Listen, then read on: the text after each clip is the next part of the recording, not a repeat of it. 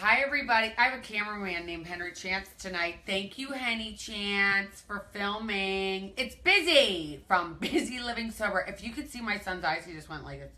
Oh, Mom, you're painful. You're killing me. Anyway, I'm here tonight with JF, my dear friend JF Fegley. And we are here tonight to talk about addiction, sobriety, what it feels like to be sober, and relationships. So relationships. In all seriousness, I have to tell you, I've been talking a lot to my board and to a lot of my friends about how we need to change the way that people are looking at addicts, okay? So the stigma totally has to be out, hence So We're Not Ashamed. And then I think about the fact that everything that deals with addiction is down. It's like dirty and like really, really, really, really hard, and it's never happy. That was Henry's phone, by the way. Sorry about that interruption. And you know what? Being sober is really fun, actually. It's, wouldn't you say? Well, yeah. I mean, being sober is just what most people are most of the time. I think most people seem to have a lot of fun, so it makes sense to me. What about you? When did you get sober? I got sober a long time ago, Elizabeth. A long time ago? Like, Yes. Were there dinosaurs then? Well, put it this way, your cameraman wasn't even born yet. Oh my gosh, the cameraman, Henry Chance, who's 17 years old, wasn't even born yet. Mm-hmm. Okay, so what was it like? To get sober? Mm-hmm. Well, Were you scared? It was, I had just gotten to the point where, unbeknownst to me, my time had come. Your time had come. And I was I was really scared because one thing was I thought, God, how am I ever going to have fun? Because I did everything drinking. And I did a lot of stuff while I was drinking, or so it seemed. And that was kind of terrifying to me. I thought I'd be bored and boring. Bored and boring. Yes. I can say you are not bored or boring. This is by any true. stretch of the imagination. So I got sober, and what I found was that most of the things I liked to do while I was drinking, I mean, predominantly the things I really enjoyed, I liked so much better when I was sober. Isn't that great? Well, it was really great. I mean, like, what about going, for instance, if you were invited like to a concert, for instance? A concert, but the one thing that I know that some people probably maybe want to hear about, especially some guys, because when you go out and you play a round of 18 holes of golf, and guys are all about getting drinks, right? And what is it, that 19th hole is known as the bar, right? The bar is known as the 19th hole, yes. Yes, okay, That would be that's what exactly. I thought. Uh-huh. So, and then when you were giving up alcohol, which you thought was going to be a really big deal, and you thought, oh my gosh, I'm going to have to go play golf with my friends again. Mm-hmm. And how am I going to go play? Henry, are you watching, by the way? My cameraman, again, is not, I have a cameraman that isn't paying attention. Oh, now he's got his thumbs up, so he is paying attention.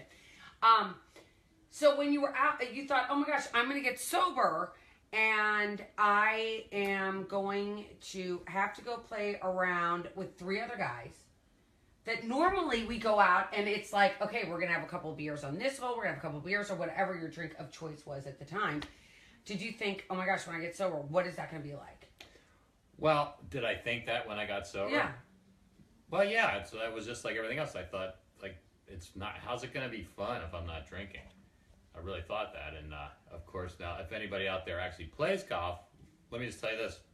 Around the time I got sober, my index was around 27, and it's 9 now, so that tells you something about and it isn't because he lost his job and now he's a golf pro or something. Not drinking has certainly improved my game, but, really what I learned was, I'm an alcoholic. Most people aren't. Most of the guys I play golf with aren't. And the fact of the matter is, most guys don't drink as much as I drank when we were on the golf course. Mm-hmm. I was definitely the anchor man when it came to that. Okay. And I can relate to that. I don't know if anybody out there can relate to that. And honestly, I mean, in my experience, maybe it's just, I play more in the mornings than the afternoons, and most guys just don't drink on the golf course. At least they don't in the mornings. I used to, but they just don't. So And so, and then and imagine that, and we actually like laugh and have fun, and goof off. Exactly. And you probably have a better chance of like finding your ball because you're kind of at least present, right? Well, I certainly have a better chance of hitting my ball. Well, hitting your ball and then finding it. Like, Yes. I lose the ball all the time. It always goes to the rough, over to the side. Mm-hmm. Thank God I have hot pink balls. Aren't I lucky to have hot pink balls? You Thanks to look so good with your hot pink balls, yes. Thank you. Mm-hmm. Thank you. And so you have fun. Mm-hmm. You have fun. And you didn't think you would have fun. No, and and believe me, I thought, like, how am I ever going to go to a concert and not be wasted? Like, what fun could that possibly be? And how am I going to go skiing and not be stoned? How's that going to be fun? And on and on and on. And I've been to a zillion concerts. I've traveled. I mean, I travel way more since I stopped drinking than I used to. I just, got to be the point for me. Like, it was just, even traveling was difficult. And so now I'm going to bring up this hot topic for those of you that care. What about dating when you're sober? Is that hard? The first time I asked somebody out and went on a date, which was reasonably early in sobriety for me, I suppose. I was pretty nervous, and I wasn't really sure, like, how to do it without having a little bit of social lubricant. But, nothing really.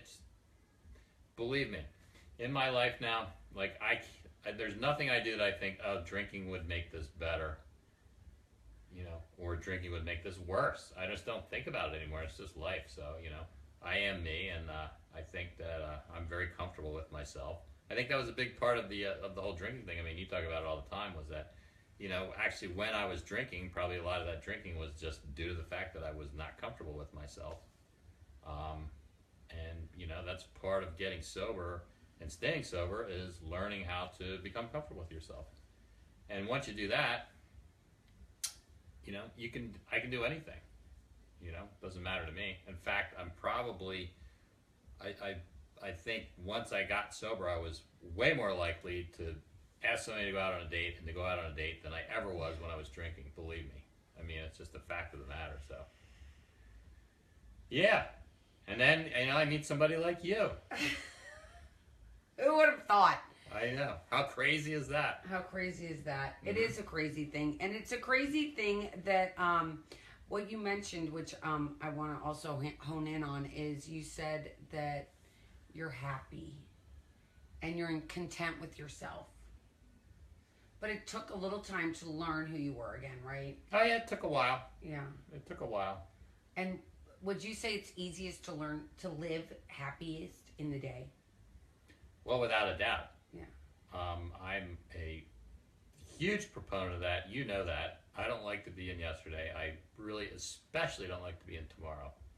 I really prefer it right here, right now.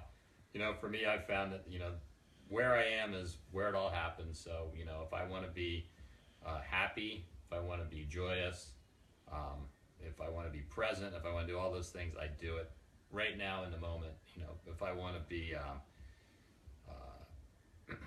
anxious or fearful, then I can step into tomorrow. And if I want to be remorseful or resentful, pretty much I can step into yesterday. Well, thanks, JF. Mm-hmm. I really appreciate it. We have. And what about you? Tell us a little about yourself. About me. You want to hear about me? A lot of you people out there know about me. I am having a lot of fun. Thank you for all the views of my mocktail. I'm gonna have another something this Thursday for you to check out. I'm not gonna tell you what time, so you just have to tune in. And the best way to actually tune in and see me is by subscribing to Busy Living Sober, Sober Not Ashamed on YouTube. Please go there. It's really easy if you have a YouTube account. If you have a Gmail account, you go to your account, go to YouTube, go to Busy Living Sober, and just say subscribe. And then every time there's a new video, you'll be alerted. So please, if you're out there and you're enjoying what we're talking about, which is really changing the shame that's associated with addiction, subscribe. It's a happy thing. Mm-hmm. I'm really all about being psyched and being happy. I have some visions today, and I'm hoping that they're going to come into fruition in the future. Of course, I'm thinking about the future sometimes, but they're all, big dreams, and I don't want to give up my dreams. It's kind of nice because when I was, I was just thought about something. When I was sitting, on a bar stool or in somebody's house, and I'm sitting there shooting the and I'm talking about what I'm going to do, and I had all these dreams and aspirations, and I'd never leave the bar stool, Exactly. I would just That's sit why there I say and I just talk, but nothing would ever happen. Oh, yeah. And today, putting myself out there like this, I hope it's going to at least make somebody feel comfortable that if they have a problem to ask for help. Mm-hmm. That's the whole reason I'm doing this, and to get rid of the shame, because it's nothing to be ashamed of. Mm-hmm. It's like, you know what? Check it off the box. I'm an addict. Well, it's funny because you talk about that, and one thing that you didn't ask me about was like, what's it like to work sober?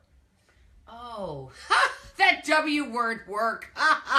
Well, it's a 4-letter word that not a lot of people like. But... Okay, so what is it like to work, and what do you do? Well, let me tell you that... oh, you're not allowed to tell me what you do. Let me tell you that working sober... well, first of all, I found I'm much better at my job sober than I was drunk. And I think the people that I work with are probably grateful for that. But, for me anyway, when I got sober, I was, very honest and forthright with the people that I worked with to say, this is what I'm trying to do. And, to a certain extent, those were people that I partied with a lot. And they didn't change at all. They kept doing their thing, but they were happy that I was trying to do something for me. They were very supportive of it for me, and I was at the time, I was working in Center City, Philadelphia, and so I just said, hey, guys, I'm getting sober. There's this AA meeting every day at like 12:30 or 1 o'clock, whatever time it was. Do you mind if I take my lunch and I go to this AA meeting 5 days a week? And they were like, no, great, excellent, super. You should do that. Go for it. So you do use a support group that helps you. Absolutely, and I did that, and we aren't a big proponent of that's like, we don't just say we go to 12 steps. 12 steps and not just, right. But anyway, that's what I did. Okay, that's what you did. Yes, and I had and you found it helpful. Very much so, but I guess also awesome. what I found amazing was how just how supportive everybody was of me doing what I needed to do for me. Because you were your authentic self. And everybody wants to be there and be supportive of people being their authentic selves, rather than being something that they don't want to be. As uncomfortable as we all are being who we are, it's like we have to be who we are because we can't be somebody else. Right? Exactly. As uncomfortable as that may be.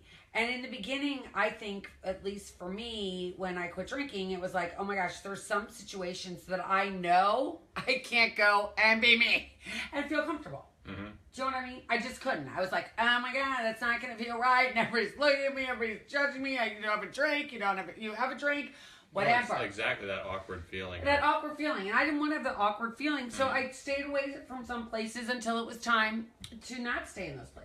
Well, sadly, work is one place I couldn't stay away from. Well, that's true. Mm-hmm. And for me, too. Yeah. I mean, luckily, I make my own work, whatever it may be. And this is my work now, and this is my passion, is really, being busy living sober. Are there any questions, Henry, that you've seen? No questions. Okay. Well, I hope some people enjoyed it. Thanks, JF. Well, thank you. I'm going to shake your hand. Thank you for coming.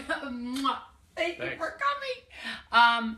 With that, if you have any questions and you need to ask for help, go to busylivingsober.org, or you can email me at bizzy, at busylivingsober.org. And please subscribe to my YouTube channel, okay? Busy Living Sober on YouTube. Please, please, please. And with that, I hope everybody's having a great night. Take care, and we're out.